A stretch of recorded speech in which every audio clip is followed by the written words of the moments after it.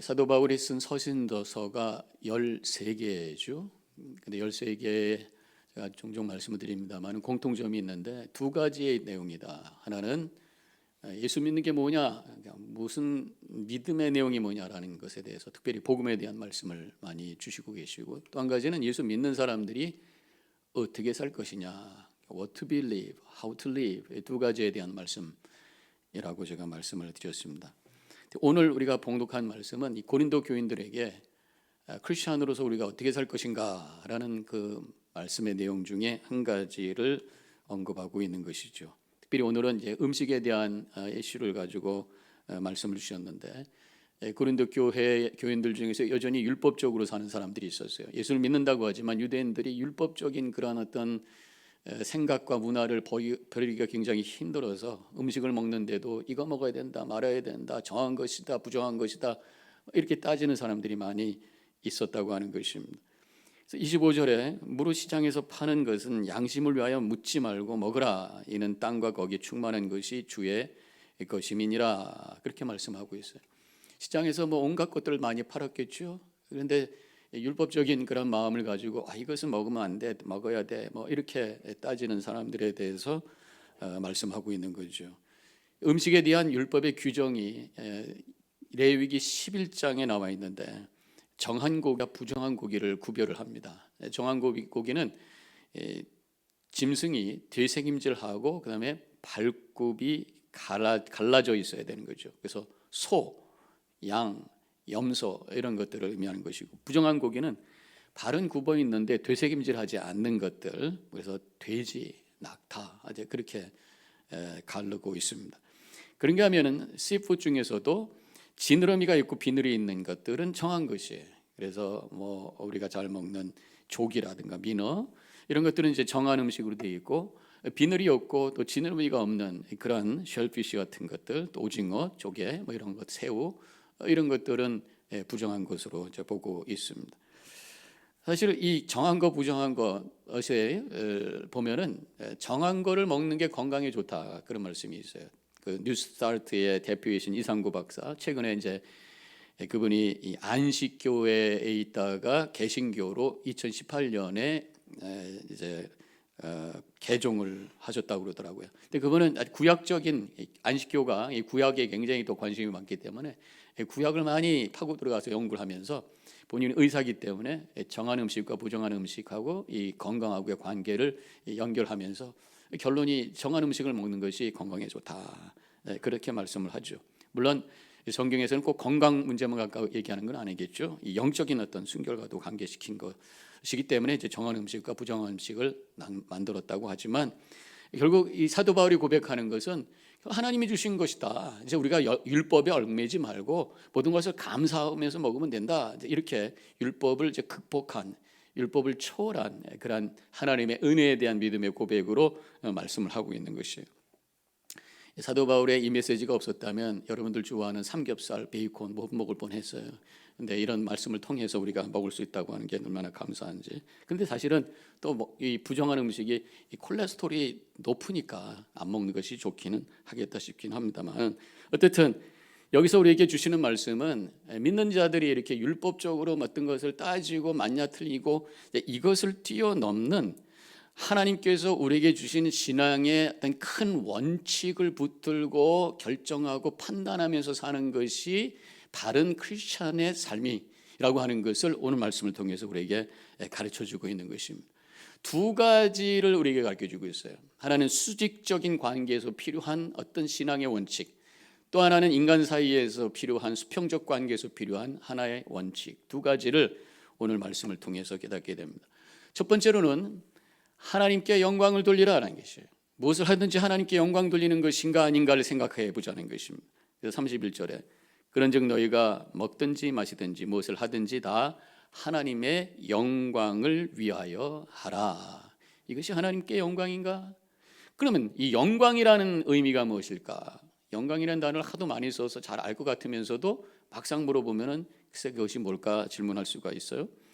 한자로 보면은 영화 영자의 빛광자, 그래서 영화로운 빛이 비춰주는 것, 이 영광이라고 할 수 있어요. 하나님께 영화로운 빛이 쫙 비춰지는, 그분에게 후광이 이렇게 나타나는 것처럼 그분에게 어떤 조명이 쫙 비춰지는 그러한 모습을 우리가 상상할 수가 있습니다. 그런데 그게 그럼 또 뭘까? 뭐 정말 어디다가 라이트를 비춰갖고 하나님을 향해서 비추는 걸까? 하나님이 나타날 때 후광이 나타난다는 건가? 저는 이것을 성경에서 보면은 하나님께서 그 얼굴을 비추사 을에게 복 주시기 원하시나, 이런 말씀이 나요. 얼굴에서 환한 빛이 비춰진다는 것이죠.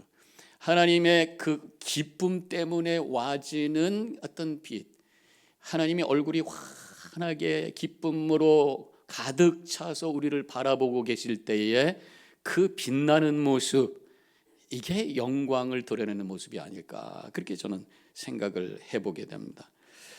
쉽게 얘기하면 하나님께 영광을 돌리는 삶이라고 하는 것은 하나님을 환하게 기쁘게 해드리는 것, 하나님의 기쁨이 되는 그러한 삶을 살아가는 것, 이것이 바로 하나님께 영광되는 삶인 줄로 믿습니다. 그렇기 때문에 우리는 무엇을 할 때마다 내가 지금 이렇게 하는 것이 내가 기쁜가 하나님이 기쁜가, 나도 기쁘고 하나님도 기뻐야 되겠죠. 근데 나만 기쁘고 하나님이 기쁘시지 않다면 안 하는 거예요.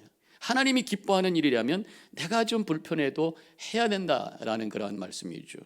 그런가 하면 여러 가지 우리가 선택해야 될 것이 있는데 무엇이 하나님을 기쁘게 할 것인가 라고 하는 것을 질문하면서 결정하고 판단해 나가는 거예요. 이것이 바로 우리가 해야 될 일이라고 하는 것입니다.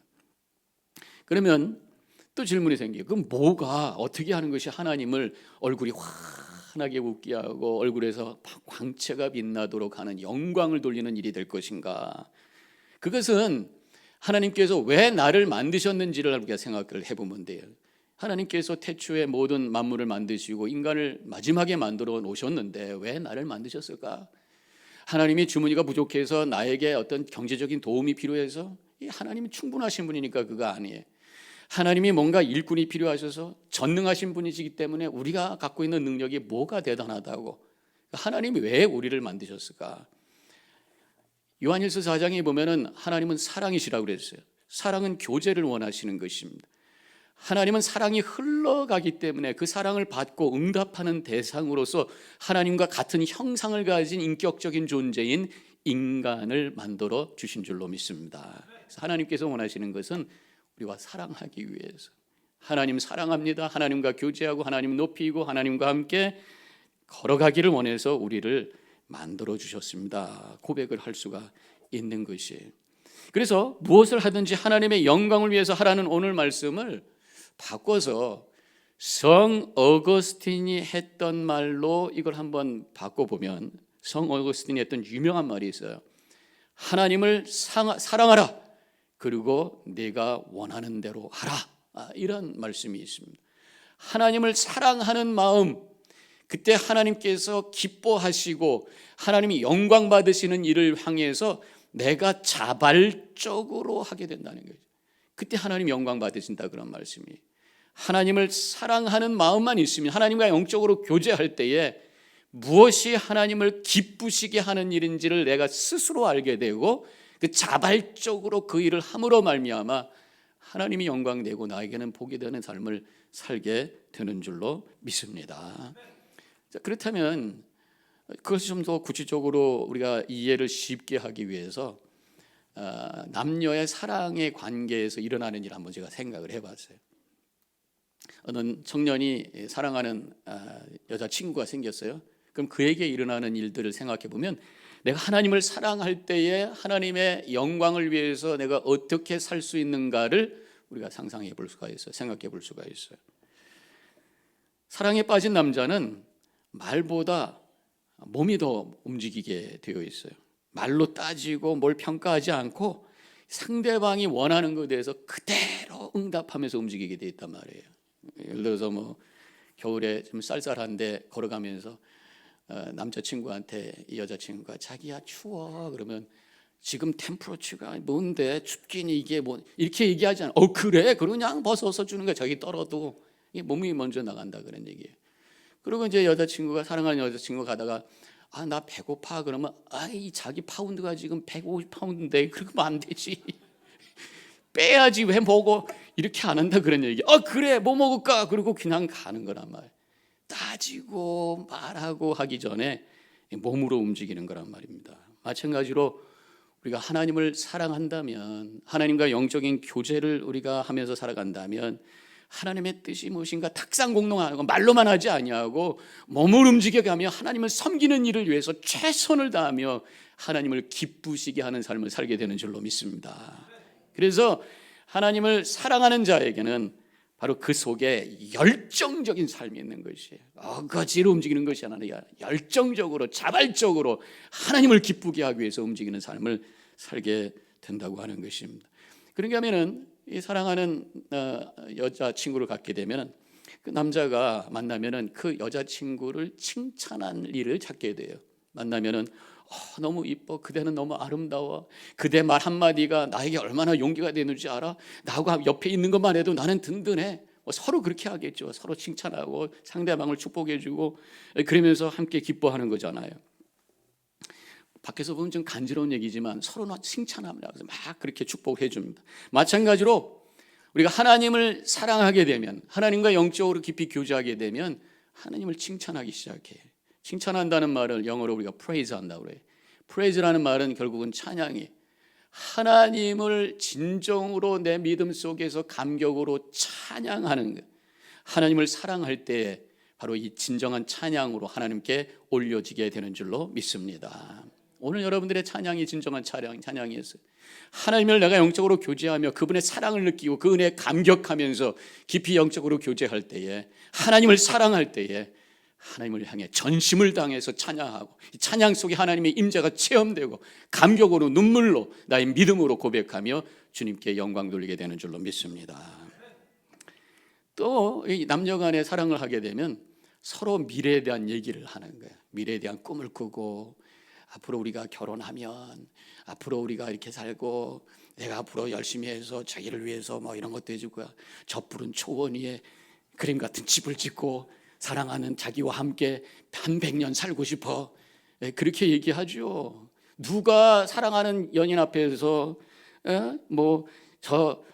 저 지하실 단칸방에 자기와 함께 1-2년 지내다가 우리 헤어질 거야, 그렇게 얘기하는 사람이 어디 있겠어요? 부푼 꿈을 가지고 비전을 얘기하고 그러면서 서로 행복해하고 기뻐하는, 이게 사랑의 관계 속에서 생기는 것이라고 하는 것입니다. 마찬가지로 우리가 하나님과 영적인 교제를 하고 사랑한다면 나의 삶에 대한 비전이 생기는 거예요. 하나님 나에게 비전을 이렇게 비즈니스를 주셨는데 이 비즈니스 하나님 축복하여 주시옵소서. 그래서 이 비즈니스를 통해서 많은 사람들에게 은혜를 전하고 복음을 전하고 선교에 쓰임받는 이 귀한 비전, 그의 비즈니스가 될 줄로 믿습니다. 그러면서 기도할 때마다 마음이 뜨거워지고 일할 때마다 신바람이 나는 이런 일이 생기는 거예요. 교회에 대해서도 마찬가지입니다. 하나님께서 누제지연합재단을 세워주시고 지금 교단 변경이라고 하는 이러한 역사를 이루어가는데, 하나님 이 교회가 성경적인 교회가 되고 복음적인 교회가 되고 많은 영혼을 거치고 세상이 이렇게 흔들려도 하나님의 말씀을 붙드는 남은 자의 교회가 되어서 하나님 이 재단을 통해서 영광 받으실 줄로 믿습니다. 그런 뜨거운 벅찬 감격으로 주님을 향해 믿음의 고백을 하게 되는 줄로 믿습니다. 그런가 하면요, 서로 남녀가 사랑하게 되면 시간과 물질이 아깝지가 않아요. 그래서 막 바쁘게 지내다가도 여자친구가 자기 오늘 시간 있어? 오늘 시간 있지. 그래서 만났습니다. 가야 되는 거 아니야? 괜찮아. 어디 갈까? 막 그렇게 돼. 근데 별로 사랑하지 않는 사람, 근데 사랑하는 사람 만났다고 하는데 나 5분 있다 가야 돼. 금방 끝나는 얘기죠. 사랑하는 사람이 생기면 프라이어티가 바뀌어, 우선권이 바뀌어서 그분을 위한 시간이 먼저가 돼요. 시간이 생기는 거예요. 아깝지가 않아요. 물질이 아깝지가 않아요. 데이트를 하는데 주머니에 있는 거 다 끄집어내가지고 멋진 데 가서 맛있는 거 사주려고 그러지 뭐 라면이나 먹고 가 뭐 이렇게 하겠어요? 제가 대학 가자마자 미팅이라는 걸 한번 해보자 그래가지고 친구들하고 해서 어떻게 수소문해가지고 한 100명 이렇게 만나가지고 미팅을 하는데 볼펜, 시계 와가지고 이렇게 하나 집었는데 가서 이렇게 봤더니 어디서 본 애 같아. 알고 봤더니 초등학교 때 같은 반 했던 애 같아. 근데 내가 별로 마음에 안 들었던 애인 거예요. 그래가지고 아이고 별로 마음도 마음에 들지도 않고 그래. 우리 짜장면 먹고 가자. 그러고 짜장면 먹고 헤어졌던 적이 있어. 그리고 한 번도 안 만났어. 예. 그러니까 내가 사랑하는 사람이 있으면 스테이크 먹자 뭐 이렇게 했을 텐데 별로 관심이 없으면 돈 쓰는 게 아까워요. 사랑하면 돈 쓰는 게 아까우지가 않아요. 우리 아들이 한번 체리에 있을 때 어떤 새로운 분이 오셔서 얘기하다가 그 집 딸은 뭐 몇 살이고 우리 아들은 몇 살이고 그래서 그럼 만나게 해볼까요? 그래서 이제 만나게 했어.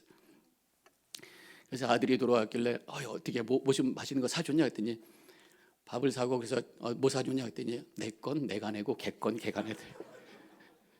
그러니까 아직도 장가를 못 가고 있어. 뭔가 막 내 거를 주면서 헌신적으로 해야 되는데 사랑하면 그게 가능하다 그런 얘기입니다.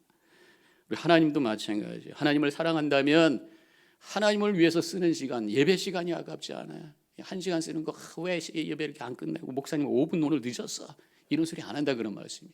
하나님께 드려지는 예물과 11조가 아깝지 않아. 하나님 헌신하면 나의 삶을 받아 주옵소서. 하나님을 사랑할 때에 헌신하게 되고 시간을 들이며 하나님을 향해 나가게 되는 줄로 믿습니다. 또 서로 사랑하는 사람들 보면은 상대방에게 맞춰주려고 그러죠. 함께 식사를 하는데 남자친구가 뭐 먹을래? 그랬더니 여자친구가 나는 된장찌개 먹을 거야. 근데 남자친구는 된장찌개 별로 안 좋아해. 김치찌개. 나 된장찌개 좋아해. 그러면서 먹는 거란 말이죠. 그리고 나는 유머 좋은 사람이 좋더라. 그러면 유머도 못하는데 책 하나 빌려가지고 썰렁한 유머 가지고 막 얘기하면서 애쓰는 그런 모습으로 자기를 변화시키려고 하는 거예요. 사랑하면 나를 변화시키려고 하는 것입니다.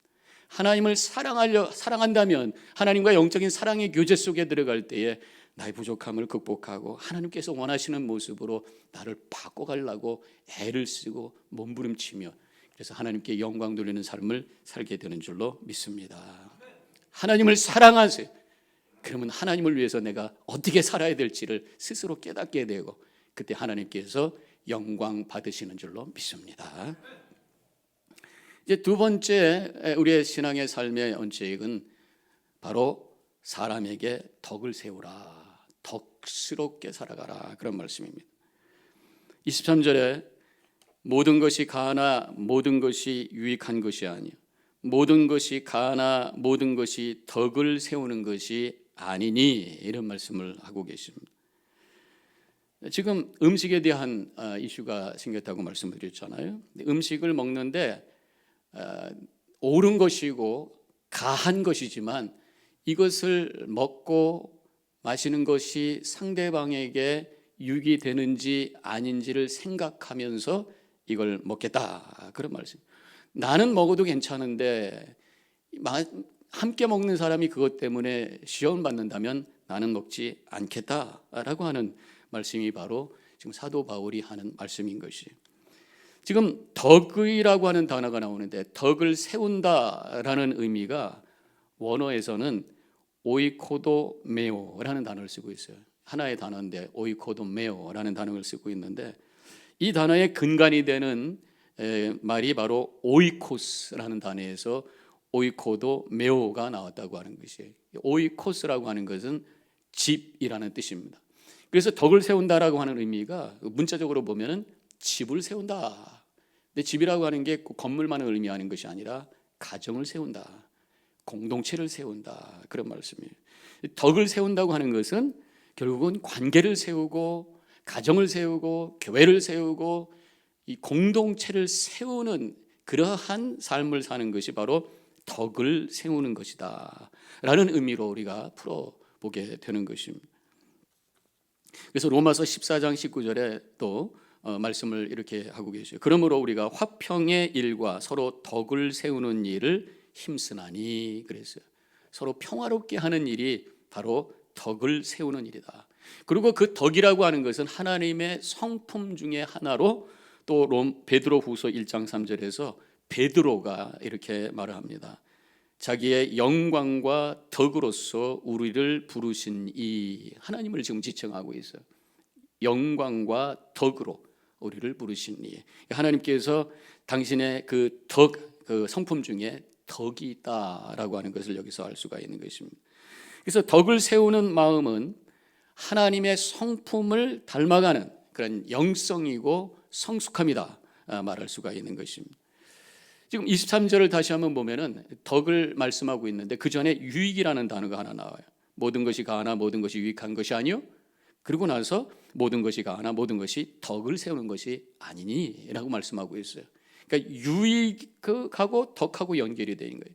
다른 사람의 유익을 생각하고 말하고 행동할 때 결국은 덕을 세우게 된다. 나만의 유익이 아닌 다른 사람의 유익을 생각하는 것이 결국은 덕을 세우는 것이다. 그렇게 말씀하고 있는 것입니다.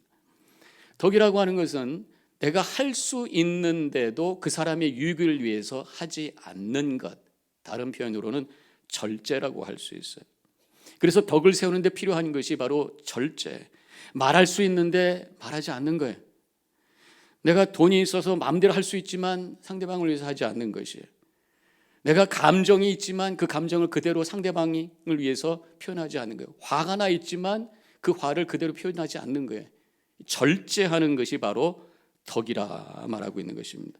이 덕을 세우는 데 있어서 실제적으로 우리에게 가장 필요한 것이 바로 말의 절제라고 할 수 있습니다. 그것이 사실이라고 하더라도 말하지 않을 수가 있는 이것이 바로 말에 대한 절제고 바로 덕이라고 하는 것이에요. 사실이니까 다 말하는 게 아니란 말이죠. 그래서 말에 덕을 세우기 위해서는 세 개의 관문을 지내라. 제가 처음 말씀드리는 건 아니에요. 제일 처음에는 사실인가 아닌가를 확인해야 돼. 아무리 사실이라고 할지라도 두 번째 질문을 꼭 해야 돼. 이것이 꼭 필요한 건가? 이 사람을 위해서 필요한 건가? 공동체를 위해서 필요한 건가? 내 생각에 꼭 필요하다고 생각하면 마지막 세 번째로 이것을 내가 친절하게 그 사람이 힘들지 않게 상처받지 않게 바르게 전할 수 있는가라고 하는 것을 확인했을 때 그 다음에 말할 수 있다. 이렇게 말씀을 드렸죠. 바로 그것이 덕을 세우는 말의 절제라고 할 수가 있습니다. 미국의 건국의 아버지라고 일컫는 벤자민 프랭클이라고 하는 분이 있죠. 이분이 가난한 청교도로 태어나서 학교는 1년밖에 다니지를 못했어요. 사진이 있는데 우리가 많이 보던 얼굴이죠, 이분이요.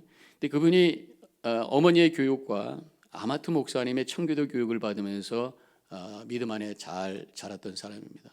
그만 안 봐도 돼요. 일하는 것과 독서에 굉장히 열심히였고 말씀 생활도 열심히 했던 사람이에요. 이분이 피뢰침을 발견을 했다고 그래요. 그래서 건물 꼭대기에 있는 피뢰침. 그리고 이분이 위대한 일은 초대 프랑스 대사로서 프랑스와 동맹을 맺는데 큰 역할을 했어요. 미국의 독립전쟁 때 프랑스와 함께 동맹을 맺어서 독립을 얻는데 크게 이바지해서 건국의 아버지다 이렇게 그 사람을 부르고 있습니다. 근데 이분이 남긴 유명한 말이 있는데 재산을 얻기 위해 덕을 팔지 말고 권력을 얻기 위해 자유를 팔지 말라. 그래서 이 덕이라는 덕목을 굉장히 중요하게 생각했던 분이에요. 그분이 자기 삶에 14가지의 지침을 갖고 살았는데 첫 번째 지침이 절제였다는 거예요. 절제하자. 그 절제라고 하는 것이 바로 오늘 말씀 23절 모든 것은 가하나 모든 것이 덕을 세우는 것이 아니니 모든 것이 가능하지만 모든 것이 다 필요한 것은 아니다. 그래서 필요한 것에 따라서 절제하면서 말을 절제하면서 감정을 절제하면서 힘을 절제하면서 사는 그러한 삶의 지침을 가지고 살았던 사람. 그래서 결국은 성숙한 사람으로서 많은 사람들에게 존경받고 귀한 일을 이루는 귀한 복된 삶을 살았다고 하는 것을 우리는 알 수가 있습니다. 하나님은 이런 덕글스러운 사람을 통해서 하나님의 교회를 세우고 하나님의 나라를 이루고 하나님의 큰 뜻을 이루는 줄로 믿습니다. 오늘 말씀은 음식을 가지고 덕에 대해서 말씀하고 있는 거예요. 근데 28절을 보면 누가 너에게 이것을 재물이라 말하거든 알게 한 자와 및 양심을 위하여 그의 양심을 위하여 먹지 말라 그랬어요. 모든 음식은 먹어도 돼요. 27절에 보면은 불신자가 초대를 해서 음식을 고기를 준 거예요. 아무 말이 없으면 열심히 먹으라는 거죠. 그런데 그가 28절에 가서 이게 재물입니다 라고 말하면 먹지 말라 그런 말씀이. 재물은 우상에게 바쳤던 그 짐승들을 싸게 파는 사람들이 있었던 거예요. 그것을 가져와서 먹기도 하는데 우리 크리스찬들은 우상은 아무것도 아닌 존재고 영적으로 아는 의미가 없기 때문에 먹어도 괜찮다는 것입니다. 그러나 그것을 먹는 것을 봤을 때 그 사람이 시험받을 수 있으니까 먹지 말라. 그 사람의 영혼을 위해서 절제하라. 그런 말씀을 지금 오늘 말씀에서 하고 있는 거죠. 나만 생각하지 말고 내 믿음만 생각하지 말고 내 소신만 생각하지 말고 상대방을 생각하면서 관계를 생각하면서 공동체를 생각하면서 결정하고 말하는 것, 이것이 바로 덕스러운 사람이고 성숙한 사람이라고 하는 것입니다. 그래서 신앙은 독불장군이 아니라 함께 공동체를 세우는 것입니다. 하나님의 덕을 이루며 교회의 덕을 세우는 것이 바로 우리가 살아가야 될 삶의 지침이라고 하는 것이.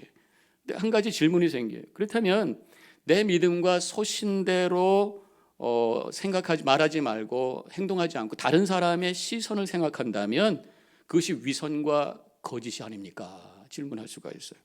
근데 성경 오늘 말씀에 보면은 내 생각과 믿음과 소신대로 하지 않고 다른 사람의 유익을 위해서 절제하는 것이 하나님의 뜻이라고 말씀하고 있습니다. 사실 솔직하게 말한다고 하는 것이 어떤 때는 해야 될 말과 하지 말아야 될 말을 혼돈해서 결국 문제를 만드는 경우도 있어요. 말의 절제를 못하는 경우가 있단 말이죠. 말의 절제를 못하는 경우들은 대개 보면 미성숙하거나 인격적으로 왜곡되어서 솔직하다고 말했던 것이 과장되고 왜곡된 말을 함으로 굉장히 어렵게 하는 경우들이 있다고 하는 것입니다. 그래서 저는 솔직한 것보다 더 중요한 것이 진실한 것이다. 솔직하다고 그것이 다 진실한 것은 아니다라는 것을 생각을 하게 되는 것입니다. 그래서 오늘 말씀에서는 내 소신과 신념보다 더 중요한 것이 바로 하나님의 성품인 덕이라고 하는 것, 그것을 우리에게 말씀하고 있는 것입니다. 그렇다면 덕을 이루는 것하고 위선적인 삶을 사는 것이 그 차이가 무엇인가? 내 소신보다 다른 사람의 유익을 위해서 때로는 절제하는 것인데 겉으로 보기에는 비슷하지만 결국은 다르다는 거예요. 왜냐하면 목표가 다르기 때문에. 덕을 이룬 사람은 목표가 거룩해요. 교회를 세우고 그 사람의 영혼을 구하는 것에다 초점을 맞춥니다. 오늘 말씀의 33절에 보니까 자신의 유익을 구하지 아니하고 많은 사람의 유익을 구하여 그들로 구원을 받게 하라. 시험 받지 않도록 함으로 말미암아 영혼 구원에 초점을 맞출 때 거기서 덕이 흘러나온다. 그렇게 되면 겸손하게 되고 그렇게 되면 다른 사람들에게 존경받는 그러한 삶을 살게 되는 것이에요. 그러나 위선적인 삶이라고 하는 것은 목표가 자신이 나를 다른 사람들에게 좋은 이미지를 보여주고 인정받고 존경받으려고 하는 자기중심적 생각이기 때문에 결국 교만하게 되고 다른 사람 비난하고 또 정죄하고 그러면서 다른 사람들에게 외면당하는 사람이 될 수가 있다고 하는 것입니다. 바로 예수님 당시의 율법주의자들이 그런 위선자들이었어요. 그래서 예수님께서 그들을 향해서 외식하는 자들아 그러면서 핀잔한 그 말씀이 복음서에 나오고 있습니다. 이 덕이라는 단어가 영어 성경에는 goodness라고 지금 번역이 되고 있어요. 이 good이라고 하는 것이 선이라는 의미가 될 수도 있잖아요. 그래서 덕이라고 하는 것은 선한 것이다. 그리고 이 good이라는 단어가 성경에 처음으로 쓰여졌던 것이 창세기. 하나님께서 창조를 할 때마다 매일매일 보시기에 좋았더라 했을 때 it is good. 사람을 지은 다음에 정말 좋았더라 했을 때 it is very good 이런 단어가 나오잖아요. 여기 good이라고 하는 단어, 덕이라고도 쓰고 선이라고도 쓰고 이 단어가 결국은 함께 더불어 조화로운 모습이다. 그렇게 말할 수가 있는 것입니다. 우리가 내 믿음 또 내가 갖고 있는 소신도 중요해. 내가 구원받기 위해서는 나의 믿음이 필요해. 그런데 공동체를 세우고 하나님 나라를 세우는 데 있어서 필요한 것이 바로 덕이라고 하는 것입니다. 믿음과 함께 우리에게 필요한 것이 바로 덕이. 믿음은 좋은데 덕이 없다 하면 그 믿음이 반쪽 믿음인 것이. 고린도 교회에서도 그런 사람들이 있었던 것 같습니다.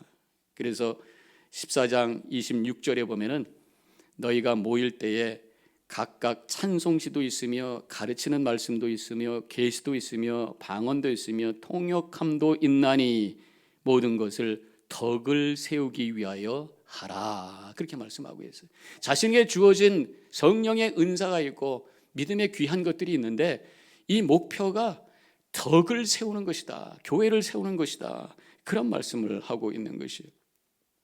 나의 믿음이니까 그냥 자신만 표현하는 것이 잘못하면 교회를 무질서하게 하는 것이다 라고 하는 것을 말씀하고 있는 것이 고린도전서 14장 33절에 있는 말씀입니다. 하나님은 무질서의 하나님이 아니시오 오직 화평의 하나님이시니라. 주신 은사와 믿음을 교회 질서와 평화를 위해 사용하라는 말씀, 덕을 세우는 데 사용하라고 말씀하고 있어요. 믿음과 함께 덕을 세우는 그런 거룩한 삶을 살아가시기를 축원합니다. 오늘 말씀을 통해서 우리에게 주신 믿음의 삶의 두 가지의 지침을 다시 한번 정리합니다. 첫 번째는 하나님께 영광, 하나님께 기쁨이 되는 삶, 하나님과 영적으로 교제하면서 하나님의 기쁨이 되는 삶을 살아갈 때 하나님께서 영광 받으시는 줄로 믿습니다. 또 한 가지는 다른 사람들에게 덕이 되는 믿음과 나의 신념, 소신만 생각하지 말고 함께 그 사람의 영혼을 생각하고 교회를 세워가는, 덕을 세우는 그런 일을 통해서 하나님의 뜻을 이루어가는 거룩한 삶을 살아가는 우리 모든 성도님들이 되어주시기를 주님의 이름으로 간절히 축원합니다. 기도하겠습니다.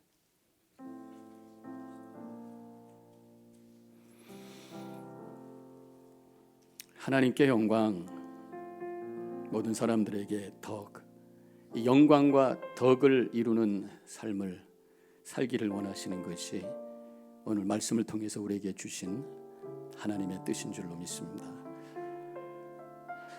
오늘 다시 한번 주님 앞에 결단하는 시간 갖기를 원합니다. 하나님께 기쁨 되는 삶을 살기 원합니다. 많은 사람들에게 덕을 세울 수 있는 성숙한 삶을 살게 하여 주옵소서.